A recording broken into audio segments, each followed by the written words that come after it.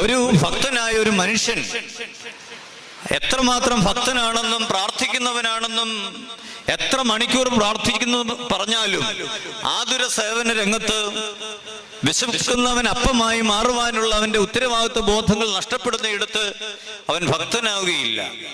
അവിടെയാണ് പരിമല തിരുമേനി ഒരേ സമയത്ത് ഒരു പ്രാർത്ഥനാ മനുഷ്യനും ഒരു കർമ്മയോഗിയുമായിട്ട് മാറുന്നത്.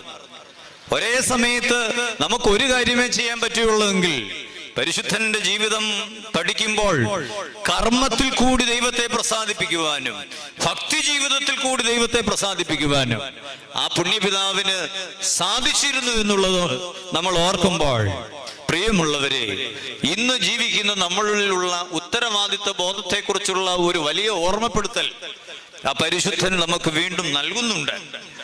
ഭക്ഷണം വിതരണം ചെയ്യുന്നതിനെ കുറിച്ച് ഞാനിവിടെ ഓർമ്മിപ്പിച്ചുവല്ലോ.